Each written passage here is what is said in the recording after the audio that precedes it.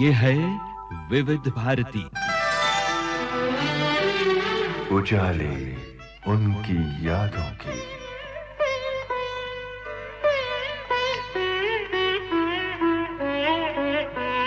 उजाले उनकी यादों की।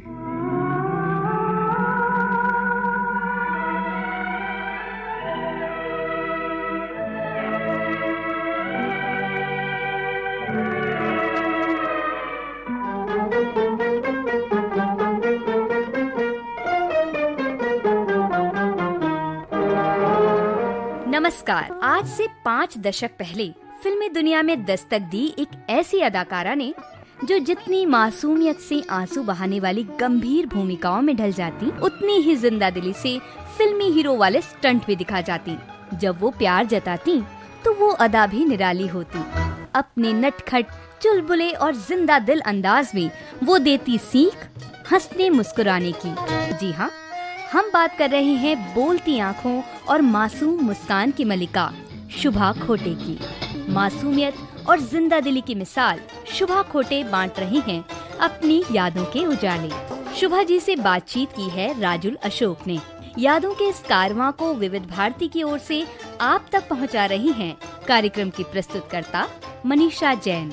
आइए सुनते हैं शुभा जी से इस लंबी बातचीत की पहली कड़ी। नमस्कार। हम इस वक्त शुभा जी के सामने उनके घर में बैठे हुए हैं और ये एक बहुत अनमोल लम्हा है हमारे लिए। और सामने है शुभा जी। नमस्कार। नमस्कार। वेलकम। आइए, सुस्वागतम। Thank you. वैसे एक बात मैं कहूँ कि स्पोर्ट्स जी, फिर स्टेज और फिर फिल्म्स और फिर टेलीविजन और फिर अभी भी वेब सीरीज और उसके बाद भी कितना सारा कुछ, हर जगह मतलब क्षेत्र बदलेंगे, विधा बदलेगी, लेकिन वो जो एनर्जी का एक पीक लेवल है वो हर जगह वैसा ही रहता है। तो इतनी एनर्जेटिक शख्सियत जब सामने हो शुभा जी, तो एक बात जो सबसे पहले मन में आती है कि बचपन कैसा रहा होगा। बचपन की बात बताऊं, कम्प्लीटली मुंबईकर बोलते हैं ना, बॉम्बे आई हूँ मैं।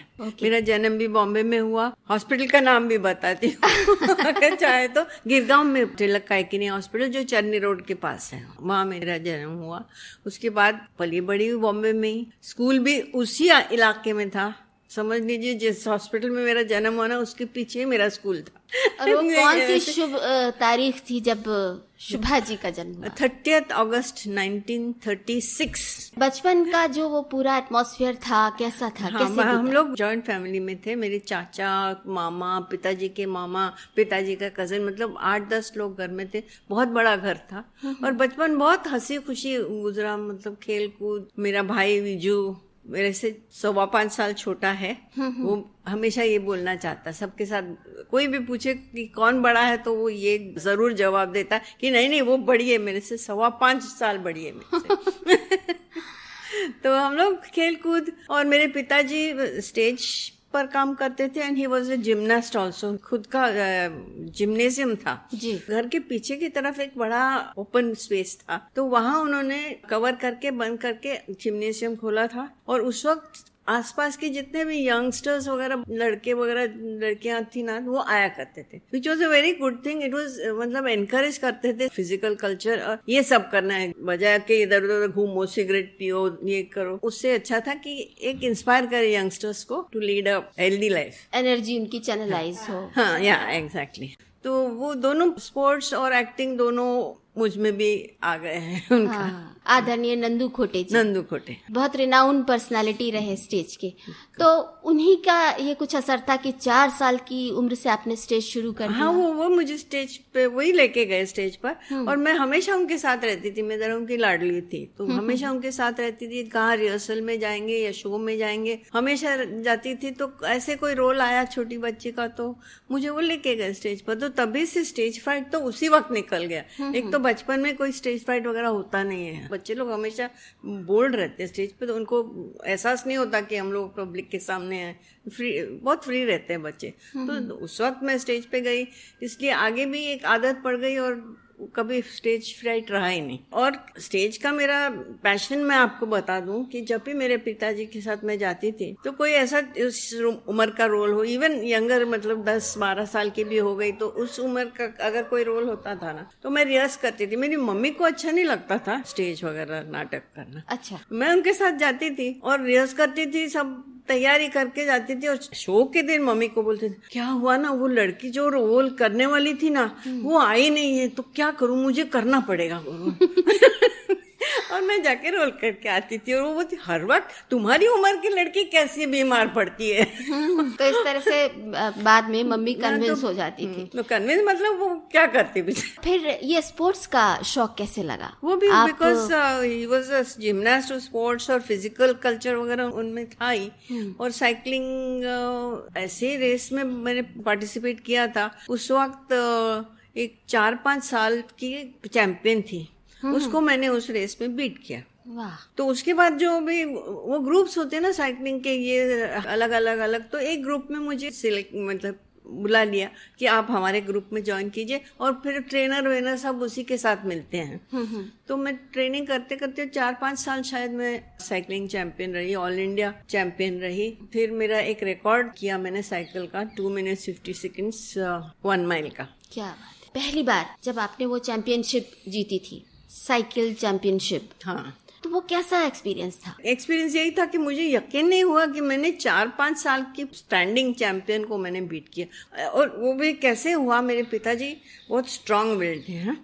तो मुझे रेस में जाने से पहले उन्होंने कहा कि देखो ये रेस तुम्हें जीतना है, अगर तुम्हें स्ट्रेचर पे भी लेके जाना पड़े ना मुझे घर, तो भी कोई बात नहीं, तुम्हें ये रेस जीतनी है। तो वही मेरे पिताजी का मतलब I was also very fond of. अच्छा, स्विमिंग का भी शौक रहा। स्विमिंग में भी आपने बकायदा कीर्तिमान स्थापित किया। मैं इंटर कॉलेजिएट चैंपियन रही मैं स्विमिंग। अच्छा, स्विमिंग का किस्सा मैं बताऊं आपको। हमारे एक अंकल थे, हम बच्चों को सब बच्चों को लेके चौपाटी पे लेके जाते थे स्विमिंग करने के लिए, ऐसे गर्दन से पकड़ते थे और स्विमिंग कराते थे वगैरह। तो मुझे लगा अभी मुझे स्विमिंग तो आता है, तो स्कूल से अगर जब कंपटीशन को जाना था ज्यादा लोग नाम देते ही नहीं थे, तो मैंने अपना नाम दे दिया और मैं स्विमिंग पूल में गई रेस के लिए। और मैं खुद ही पूल में, मुझे स्विमिंग आता ही नहीं, मैं तो डूबने लगी थी। तो दूसरी 2 लड़कियां जो सामने साथ में थी उन्होंने मुझे खींच के बाहर निकाला। तब मुझे ख्याल आया कि अरे मुझे स्विमिंग तो आती नहीं, मुझे सीखनी पड़ेगी। तब जाके स्विमिंग सीखी और फिर ऐसा सीखी कि इट्स हिस्ट्री। अच्छा, तो उन दिनों क्या मतलब इतना ये प्रचलित था लड़कियों के लिए कि तैराकी या साइकिलिंग? नहीं था, इतना नहीं था। तो क्योंकि अभी मैं पुराने फोटोज किसी को दिखाती हूँ, अच्छा उस जमाने में स्विमिंग कॉस्ट्यूम पहनती थी, शॉर्ट्स पहनती थी, मतलब इतना पॉपुलर नहीं था और इतना बोल्डली नहीं लड़के जाती थी बाहर। मम्मी का रिएक्शन कैसा था? माँ का रिएक्शन? वो मम्मी वैसे मेरी ग्रैंडमदर भी बहुत फॉरवर्ड थी, ऐसा घर पे कोई प्रॉब्लम नहीं था। घर वाले बहुत मुझे एनकरेज भी करते सभी। तो उस समय में मैं जैसे आजकल हम लोग गाड़ी में घूमते, मैं कहीं भी जाना हो तो साइकिल पे जाती। अच्छा। कहीं भी, बॉम्बे में, गिरगांव में, कहीं दुकान में जाना हो, कहीं भी मैं साइकिल पे जाती थी। फिर because of all this exercise वगैरह ना मेरी शायद मेरी तबीयत अभी भी वैसे, मतलब एक बार फिर मेरे मुंह से निकल रहा है वाह। जैसे लग रहा है कि सामने एक इंस्पिरेशन बैठी हुई है और मुझे उससे एनर्जी मिलती जा रही है इस वक्त। सच में ऐसा लग रहा है। ऐसी कोई बात नहीं है। ये हो गया साइकिल और स्विमिंग चैंपियन शुभांगी। वो वहां से लेकर फिल्म सीमा। आपने क्या नाम लिया? बराबर आपने सही नाम लिया। मेरा ओरिजिनल नाम शुभांगी है। शुक्र है आप लोग मेरा नाम सही ले रहे हैं। लेकिन आज मुझे 62 इयर्स हो गए इंडस्ट्री में जी। फिर भी बहुत लोग मुझे शोभा बोलते हैं और मुझे इतना गुस्सा आता है, मैं जवाब ही नहीं देती। तो ये मेरा नाम शुभा है, मतलब में फर्क है। शोभा अलग है, शुभा अलग है। तो मेरा नाम शुभा है, शॉर्ट फॉर्म ऑफ शुभांगी।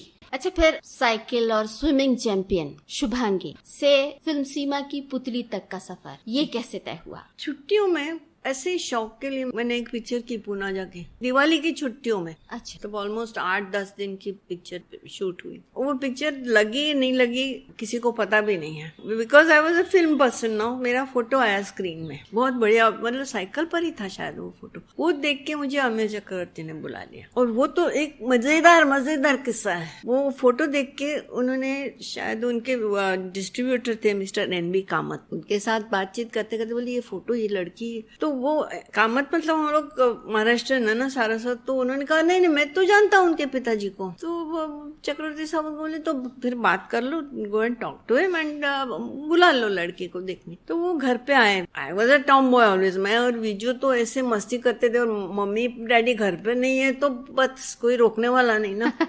तो हम लोग दोनों पिलो फाइट वगैरह चल रहा था, दोनों बेल बजी, मैं गई दरवाजे पर, तो मिस्टर कामत बोले मिस्टर खोटे हैं? नहीं है, लाइक टॉम बॉय में बात करने का तरीका भी वैसे। तो मिसेस खोटे है? नहीं वो भी नहीं है। फिर सोचिए शुभा खोटे को मिलना था, मैंने कहा मैं ही शुभा खोटे हूँ। एक तो वो चौंक गया आदमी। तो मैंने वो मैसेज देना था मिस्टर खोटे को कि मिस्टर रामैया चक्रवर्ती ने आपको मिलने के लिए बुलाया। हाँ ठीक है बोल दूंगी, चले गए। इमीडिएटली नहीं पता चला, कुछ एक आध साल बाद ये मालूम हुआ कि वो आदमी घर पे गया और उसने मिस्टर चक्रवर्ती को फोन किया, बोला मैं तो मिल के आया उस लड़की को, वो तो बस देखने में बिल्कुल चुड़ैल जैसी लगती है, अभी मैसेज तो देना था, मैं ऐसे ही किसी के घर जाके चला नहीं आ सकता था, तो मैंने मैसेज तो दे दिया, लेकिन प्लीज मैंने डोंट माइंड ना कि मैंने इस लड़की को आपको मिलने के लिए भेजा है। मैंने डोंट वरी, डायरेक्टर की नजर अलग होती है, आप भेज दो। तो फिर वो सीमा में मुझे रोल मिल गया, लेकिन ये किस्सा था शुरू का। फिल्म सीमा में आपके साथ नूतन जी और बलराज साहनी साहब थे, उनके साथ काम करने का अनुभव कैसा रहा? मेरे लिए तो सब बड़े ही थे जी, बट उन्होंने कभी ऐसा फील नहीं करने दिया कि हम लोग बड़े हैं, तुमको कुछ आता नहीं है। एजुकेटेड लोग थे ना, तो वे वेरी नाइस, मुझे बहुत हेल्प करते थे। उस फिल्म में आपके साथ मशहूर चरित्र अभिनेता शिवराज जी भी थे? शिवराज जी वो पहले थे जिन्होंने मुझे विश किया। अच्छा। मेरे करियर का first good wishes Shivraj ji ने दिए। उस फिल्म का याद है कुछ, जो पहला शॉट जब आपने पहली बार नूतन जी बलराज साहनी दोनों है साथ में, और आपकी बहुत पसंद की गई थी वो भूमिका पुतली की, तो उसमें वो पहला सीन, पहला शॉट कुछ याद है? मेरा पहला शॉट वही था, मैं मशीन पर बैठी हूँ, मैं नूतन को देखती हूँ और मैं बोलती हूँ क्या बात है। वो मेरा तकिया कलम था उसमें। जी, क्या बात है, बात बात पे मैं क्या बात है बोलती थी, अलग अलग सुर में। फिल्म सीमा में आपके ऊपर गाने भी फिल्माए गए थे और बहुत एक मकबूल हुआ था वो गाना। वो गाना, एक तो मैं पहले बताऊं कि सीमा के दौरान हमारी दोस्ती इतनी गहरी हो गई थी, बहुत मतलब एक दूसरे को, जैसे कि आसपास कोई हो तो सबको लगता था कि ये दोनों किसी और के साथ बात ही नहीं करता, इतनी दोस्ती हो गई थी नूतन जी के साथ। हाँ, तो उस फिल्म में मेरा गाना उनके साथ था, बात बात में रूठ होना। तो वो गाना सुन लेते? हाँ जरूर, मेरा पहला गाना, पहली पिक्चर। फिल्म सीमा में आपके साथ एक बहुत बड़ा हादसा भी हुआ था। उसमें मेरा बहुत बड़ा एक्सीडेंट हुआ। कैसे हुआ था वो एक्सीडेंट?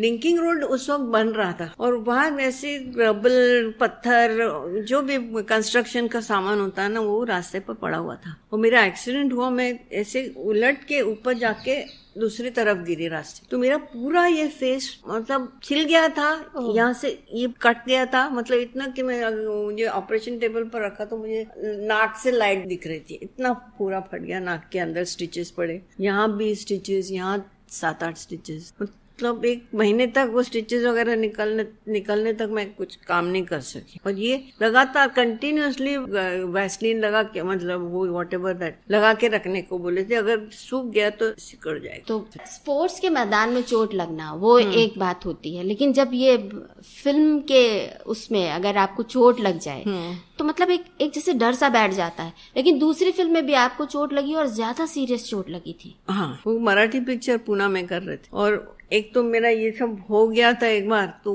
सीन था ये कि उसमें मैं डेकॉइट थी, हीरोइन फिल्म की डेकॉइट होती है, और जो इंस्पेक्टर होता है ही कम्स एज अ लवर, और वो ऐसे बताता है कि मुझसे बहुत प्यार करता है, ये वो एक दिन आके मुझे अरेस्ट करके लेके जा, तो अरेस्ट करके पुलिस जीप में डाल के मुझे लेके जा रहा था। प्रभात स्टूडियो, अभी जो इंस्टीट्यूट है ना, फिल्म इंस्टीट्यूट जी, वहाँ शूटिंग हो रही थी। तो जीप में बैठ के, जीप ऊपर गई, आपको शायद पता नहीं, वो ऐसे रास्ता जरा सा ऊपर जाता है तालाब की तरह, और ऊपर गई तो ठीक है, ओके हो गया, तो घुमा के जीप नीचे लेके आ रहे थे, तो डायरेक्टर को लगा चलो नीचे आ रही है, इसका भी शॉट ले लेते, तो शुरू किया उसने कैमरा। ड्राइवर को लगा शायद शॉट ले रहे तो स्टाइल में, और जीप का पता नहीं कुछ क्या हुआ, पता नहीं, एकदम ऐसे इधर उधर जाने लगी, पीछे बैठे थे लोग ऐसे उड़ के गिर गए वगैरह। और मैंने सुना था कि अगर टकरा जाए गाड़ी तो लगता है, और एकदम मतलब या तो व्हील या कुछ लगेगा।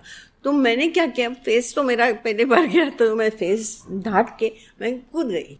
रनिंग जीप, और जीप भी काफी फास्ट थी, लेकिन मैं कूद गई और जाके जीप टकराई पेड़ से। मुझे मालूम नहीं, मैं तो ठीक है, बाकी सब मुझे मदद करना है, तो मैंने कहा मैं ठीक हूँ, ठीक हूँ, आप बाकी सबको देख लो, बेचारे गिर गए, किसी को लगा क्या। उठने गई तो उठ नहीं पा रही थी, पाँव मेरा लगा कि है ही नहीं पाँव, उसको मार लगा था तो नेचुरली नम हो जाता ना पूरा, यहाँ से ये फट गया था, छोटा सा हड्डी का, ये जैसे स्लाइस करते हैं ना हम लोग बटाटा वैसे थोड़ा सा निकल गया, पर पता ही नहीं चला ना क्योंकि नम हो जाता है। तो वहाँ हॉस्पिटल में लेके गए, वो एक्साइट हो गए सब लोग, हॉस्पिटल में कैसे भी करके क्लीन नहीं किया, कुछ नहीं, स्टिच कर दिया, गैंग्रीन हो गया। फिर बॉम्बे आके हरकिशनदास हॉस्पिटल में 3 हफ्ते रहे। गैंग्रीन पहले क्लीन, अब यंग थी तो वो गैंग्रीन का इतना असर नहीं हुआ। ये मेरा दूसरा बड़ा एक्सीडेंट। दोनों एक्सीडेंट्स के बीच में कितना अंतराल रहा होगा? 1955 में ये एक्सीडेंट हुआ, 56 में ये एक्सीडेंट हुआ,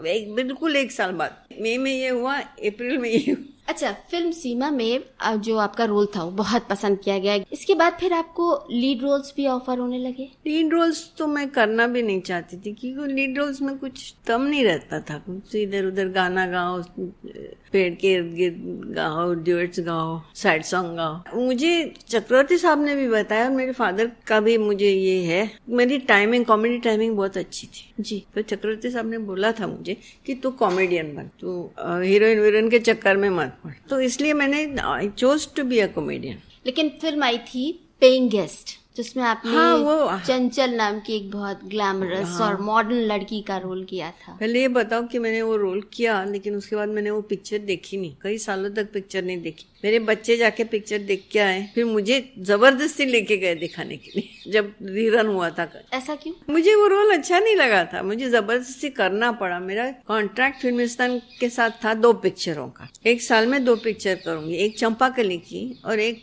मुझे वो पेइंग गेस्ट करनी पड़ी। तो मैंने की, शायद लोगों को अच्छी लगी नहीं, मुझे नेगेटिव रोल अच्छे नहीं लगे। पेइंग गेस्ट में एक बार फिर से आपके साथ नूतन जी? हाँ बिल्कुल। और एक बार फिर से वही दोस्ती वाले दिन? दोस्ती तो चलती रही, ऐसे नहीं कि सीमा के बाद हम लोग बिछड़ गए थे, हम लोग तो मिलते रहते थे, साथ में बैठते थे, मैं उनके घर भी रहने जाती थी, पिक्चर जाते थे, कंटिन्यू था। फिर एक बार पेइंग गेस्ट में आए, उसके बाद आखिरी दाव पिक्चर बनी थी, उसमें भी हम लोग साथ में आए। अनाड़ी और ये कई फिल्में थी। हाँ। अच्छा, पेइंग गेस्ट में देव साहब भी थे, कोई खास याद है उनके साथ की? ही वाज अ मतलब हीरो फिगर, वैसे बिल्कुल डेबोनेयर, हैंडसम, एक उनके बारे में ऐसे ही ये था। साथ में काम तो करते वक्त किसी ने मुझे ऐसे फील नहीं होने दिया कि तू नहीं है या तू नहीं जानती कुछ। साथ वो गाना भी था मेरा, पता है? जी, वही डांस का गाना था ना देव साहब के साथ। तो इस फिल्म का अनुभव कैसा रहा? वही मैंने कहा ना, वो नेगेटिव रोल था, इसलिए मैं एंजॉय नहीं करती थी, लेकिन काम तो मैं करती थी बराबर। काम जो लिया है वो तो ठीक करना ही है। फिल्म पेइंग गेस्ट में आपके साथ जागीरदार साहब भी थे, उनके साथ कैसा अनुभव रहा? जागीरदार साहब जो मेरे हस्बैंड बने थे, उन्होंने मेरे फादर को इंट्रोड्यूस किया था पिक्चर में, मतलब मेरे फादर के गुरु थे, उनके साथ कुछ सीखने का मौका मिला? डेफिनेटली, वो काफी एडवाइस करते थे, बताया करते थे, फेसिंग लो, वॉइस ज्यादा थ्रो करो, काफी मुझे मदद करते थे। ज्यादा उनके साथ सीन्स नहीं थे, उनके खिलाफ ही सीन्स थे ज्यादा, कि उनको मारो, उनको ये करो। अच्छा, नूतन जी के साथ आपकी कई फिल्में आई, मतलब एक अच्छी सी बॉन्डिंग हो गई थी, उसके बाद अनाड़ी भी आई, और कोई ऐसी कोई खास याद जो एकदम से आपकी जुड़ी हुई और बहुत प्रेशियस से याद हो, बहुत अनमोल से कुछ लम्हे आपने साथ गुजारे हो? 2 रूम मिलते थे हम लोगों को जब when we were working in Filmistan. उनका एक रूम था, मेरे लिए एक रूम था, लेकिन हम लोग एक ही रूम में बैठते थे, खाते थे, सोते थे, लेटते थे, कोई ना कोई आता था मिलने के लिए। एक लेडी आई, 1 को-स्टार आके बैठ गई हमको बात करने के लिए हमारे साथ, उनके साथ बात कर रहे, लेकिन एक दूसरे को देख के हंस रहे एक दूसरे। तो उसको इतना बुरा लगा तुम दोनों तो ऐसे आपस में हंसते रह गए, हमको मालूम भी नहीं पड़ेगा तुम लोगों के मन में क्या चल रहा है, मैं जाती हूँ करके वो चली गई। इवन सेट पर किसी को चिढ़ा ना हो तो एक दूसरे को बोल के उस पर्सन उसकी तरफ देखे, फिर बात तो कुछ और कर रहा है, लेकिन उसको लगता है कि उसी के बारे में बात कर। बहुत सताते लोगों को। अनाड़ी में नूतन जी के साथ साथ राज साहब भी थे, बिल्कुल। राज कपूर साहब, जी। उनके साथ आपके सीन्स थे। राज साहब के साथ बहुत ही वेरी कंफर्टेबल फील करते थे। एक तो उनके स्टूडियो में थे ना, तो ऐसे लगता था कि घर में ही है। उनका तो कॉटेज था, कॉटेज में जाना, खाना, उनके यहाँ खाना कॉटेज में बहुत अच्छा मिलता था। एक आदमी था जो बना के देता था, जॉन, बहुत बढ़िया खाना उनके कॉटेज में के उसी के लिए जाते थे। लेकिन शूटिंग के दौरान भी he was such a friendly person. Then Motilal ji के साथ भी मेरा सीन था। वेरी ब्रिलियंट मैन, इतने मतलब एक्टर तो कमाल के थे, इतना नेचुरल एक्टिंग तो आजकल कोई नहीं करता। एक बलराज जी थे जो उसी टाइप के हैं, लेकिन बहुत नॉटी थे वो। क्या करते थे, मुझे निटिंग का शौक था। ऐसे बैठे बैठे उस जमाने में स्वेटर वेटर पहन सकते थे हम लोग तो मुझे निटिंग का बहुत शौक था। जब टाइम होता था तो मैं निटिंग करती थी, क्योंकि पढ़ना वढ़ना सेट के ऊपर डिस्ट्रैक्ट होता। निटिंग करती थी। क्या करते थे ना, पूरा खोल देते थे, पूरा निटिंग खोल देते थे।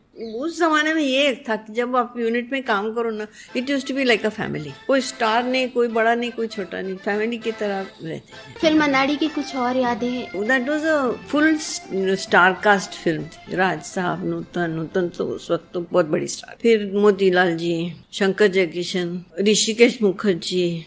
उस टाइम तो ऐसे स्टूडियो में शूटिंग हुआ करती थी ना, तो हम लोग एक दूसरे से मिला करते थे, पहचान हो जाती थी। मतलब when you are an artist, कोई भी आके अच्छा काम कर गया, उस पिक्चर में देखा तुमको अच्छा हुआ, तो I met Rishita at Mohan studio, और उन्होंने एक पिक्चर बनाई थी मुसाफिर। पिक्चर बहुत खूबसूरत थी, बहुत खूबसूरत थी, लेकिन पिक्चर चली नहीं। लेकिन मैंने जाके उनको खुद जाके कॉम्प्लीमेंट किया। मैंने कहा आपकी पिक्चर बहुत अच्छी लगी। ये मेरा एक्सीडेंट हुआ, तब से मुझे एक शौक पड़ा था कि मैं अगर एक्टिंग नहीं कर पाऊँ तो मैं डायरेक्शन करूंगी। तो मैं हर चीज में इंटरेस्ट लेती थी, डायरेक्शन में, एडिटिंग में, स्क्रिप्ट राइटिंग में। तो मैं उनकी एडिटिंग रूम में जाया करती। कभी भी मोहन स्टूडियो में शूटिंग होती थी तो कभी शॉट नहीं होता, तो मैं एडिटिंग रूम उनकी वहीं थी। In spite of my accident मैं स्कार्फ वाफ पहन के सेट पे जाती थी, और आई यूज्ड टू डू ना, ये लिखती थी, कंटिन्यूटी शीट लिखती थी। तो उसके साथ उनकी दोस्ती भी हो गई, तो नेचुरली आई केम इनटू अनाड़ी आल्सो।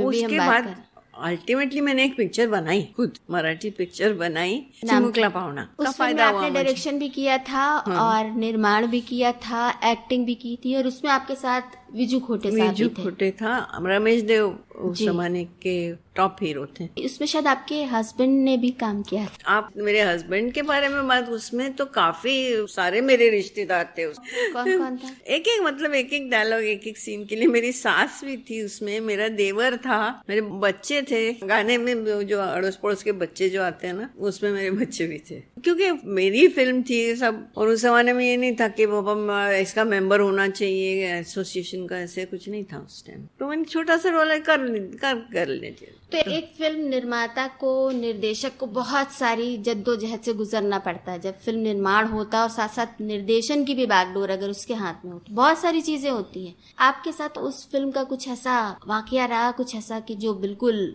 आपको एकदम हिला गया हो, या कुछ ऐसी चैलेंजिंग सिचुएशन? चैलेंजिंग सिचुएशन ये थी कि बच्चा था हमारे पिक्चर में, छोटा बच्चा। वो बेचारा, एक बड़ा सेट लगा था मेरा स्टूडियो में, मतलब घर का बहुत बड़ा सेट था, और बेचारा बच्चा बीमार हो गया, तो उसके लिए काफी दिन हमको रुकना पड़ा। या तो उसके बगैर जो भी काम था तो वो करते रहे। और वो इतना छोटा भी नहीं था कि ऐसे लपेट के जैसे गुड़िया उड़िया दिखाते ना, वैसे भी नहीं कर सकते थे, उसको दिखाना जरूरी था। तो ये प्रॉब्लम थोड़ा सा हुआ, लेकिन वो लोग भी बहुत अच्छे थे। तो पहला अनुभव काफी रोमांचक रहा। दोबारा निर्माण निर्देशन का ख्याल नहीं आया? नहीं, काफी हुआ एक ही बार और अभी तो काफी कॉम्प्लिकेटेड हो गया है। करना भी चाहो तो ये कॉर्पोरेट, ये वो काफी झंझट। हाँ, उस फिल्म के लिए लता जी ने प्लेबैक दिया, बड़ा इवेंट है ये। लता जी तो मालूम नहीं था, मतलब पहुंच जाएंगे। मैं दुकान में गई, नारियल खरीदा, पेड़े खरीदे। अरे भाई लता जी आई होंगी, नहीं वो इतनी जल्दी थोड़ी आएंगी। मैं स्टूडियो में पहुंची तो मेरा असिस्टेंट भाग गया, मैडम भाई जल्दी चलिए, लता जी तो आ गई। तो गाना गाई, वो 2 गाने गाई मेरे लिए। अच्छा। स्नेहल भाटकर, जो हमारी याद आएगी गाना था, हाँ। वो डायरेक्टर थे। और लता जी ने पैसे नहीं लिए मेरे से। वो गाना कुछ याद है आपको जो लता जी ने गाया था? हाँ है तो, एक लल्लाबाई था, एक क्लासिकल गाना था। शुभा जी, 1957 में आपकी 2 फिल्में रिलीज हुई थी और दोनों लैंडमार्क फिल्म्स थी। वो फिल्में थी, एक थी देख कबीरा रोया और दूसरी थी चंपाकली। हाँ। और दोनों में आपका मतलब कुछ बिल्कुल ही अलग ही तरह का किरदार। चंपाकली थी, इसमें सुचित्रा सेन जी थी और भारत भूषण। रोल मेरा था, टाइटल रोल मेरा। बहुत सीरियस कैरेक्टर थी। कैसी रही हो उस फिल्म से जुड़ी हुई कोई खास याद या कोई खास लम्हा? ये है, बचपन में हम लोग जब पिक्चर देखा करते थे, कोई भी पिक्चर, मेरी कजिन और मैं, हम लोग पिक्चर देखने जाते थे। अनारकली देखी तो प्रदीप कुमार के फैन हो गए, बैजू बावरा देखी भारत भूषण के फैन हो गए। तो भारत जी की मैं बहुत फैन थी। इतने क्वाइट, सॉफ्ट स्पोकन, इतना अच्छा नेचर था उनका। और कभी ज्यादा बात नहीं, इवन शूटिंग के दौरान लंच ब्रेक में किसी भी पेड़ के नीचे किताब लेके पढ़ने बैठ जाते थे। उनको पढ़ने का वो बहुत शौक था। He was very intelligent. उस फिल्म में सुचित्रा सेन जी भी थी। सुचित्रा सेन जी के साथ कोई याद जुड़ी है? एक्चुअली ज्यादा सीन नहीं थे, 1-2 ही सीन थे, क्योंकि वो उनके साथ रहती थी ना, भारत जी के साथ, और मैं भी भारत जी के साथ थी, लेकिन दोनों साथ में नहीं मिलती थी। और प्राण साहब कितने अच्छे जितने विलन का रोल करते थे, लेकिन ही was such a nice man. उनके साथ बहुत मेरी मतलब फ्रेंडशिप, दोस्ती बहुत अच्छी। प्राण साहब के साथ कोई याद जुड़ी है? वैसे मैं टॉम्बॉय थी, सबको मालूम था, मैं सबका मजाक करती थी, सबको चिढ़ाती थी। तो प्राण साहब का तो प्राण करके मैं उनको झिंगा साहब बोलती थी। उन्होंने भी आपका कुछ ऐसा निकनेम रखा दिया था? हाँ, लेकिन मुझे इस वक्त याद नहीं आ रहा। पानी की समस्या पर बनी थी वो फिल्म। हाँ, वो सब्जेक्ट कैसा, मतलब एकदम अलग तरह का सब्जेक्ट था। जो बचपन से जो भारत जी का रोल था ना, हम लोग बचपन से एक साथ पले बड़े हुए हैं, एक लगाव है नेचुरली। शी लव्स हिम, मतलब मेरा कैरेक्टर जो था, और ये अंडरस्टूड है कि बस हम लोग शादी करेंगे, हमारा घर का फिर ये आती है और वो खींचा चला जाता है उसके पीछे। Then I notice that they are coming close और मेरी जगह नहीं है। तो अल्टीमेटली मैं कमिट सुसाइड और मैं पानी में बह के। उस फिल्म में एक गाना था आपके ऊपर, बहुत खूबसूरत गाना था। हाँ। कुछ याद है? आज मेरे सपने किसी ने रंग लाए। देख कबीरा रोया में तो बहुत बढ़िया रोल था, पिक्चर भी बहुत अच्छी थी, म्यूजिक कितना अच्छा, उसका गाना तो आप बजाएंगे। अनूप कुमार साहब के साथ। तो उस फिल्म से जुड़ी कोई याद है? अनूप कुमार को गाना तो आता था उनको, लेकिन वर्डिंग याद नहीं रहते थे। और वैसे जैसे मैंने कहा, पहले जमाने में सब फैमिली की तरह हम लोग साथ में बैठते थे, और सब हम उम्र से उस वक्त तो सब साथ में शूटिंग वूटिंग के टाइम, और असिस्टेंट तो मैं थी। तो जब उनको याद नहीं आती थी तो गाना वो गाते थे, मैं अगली लाइन बोल देती थी। अच्छा, प्रॉम्प्ट करती कैमरा के पीछे प्रॉम्प्ट करती थी, फिर वो गाते थे। तो गाने ऐसे गाए उन्होंने। वो अनुभव तो बहुत मजेदार और मजा आता था। वो बोलते थे प्रॉम्प्ट कर, तो गाना गा रहा है, मैं लाइन प्रॉम्प्ट कर रही हूँ, गाना गा रहा है, मैं लाइन प्रॉम्प्ट करती थी। अच्छा, इस फिल्म में एक बार फिर अमीय चक्रवर्ती साहब के साथ काम किया आपने। तो मेरे गुरु हो ना, फिल्मी तो गुरु हो मेरे। आपने किसी इंटरव्यू में कहा भी था फ्रेंड, फिलोसोफर और गाइड तीनों रहे हो। डांटते भी थे, मारते भी थे, क्योंकि मुझे डांस नहीं आता था तो उनको बहुत गुस्सा आता था। मैं क्या करूं, मैं I was a sports woman, मैं बहुत स्टिफ हुआ करती थी, मुझे डांस नहीं होता था मेरे से, उनको बहुत गुस्सा आता। देख कबीरा रोया में आपका एक गाना है, बहुत मशहूर गाना है। हाँ, वो लास्ट भैरवी है, न गिला होगा न शिकवा न शिकायत। जिंदा दिल नाजो अंदाज से भरी अदाकारा शुभा खोटे हमसे बांट रही हैं अपनी यादों के उजाले। आपसे बातें कर रही हैं राजुल अशोक। कार्यक्रम में तकनीकी सहयोग मिला वंदना ठाकुर और विनायक रेनके से। बीते लम्हों की सौंधी खुशबू से महक उठा है विविध भारती का आंगन। यादों की रंगोली के रंग अभी और भी बाकी हैं। यादों के इस खजाने को आप तक पहुंचा रही हैं मनीषा जैन। सुनते रहिए ये कार्यक्रम जिसका नाम है उजाले उनकी यादों के।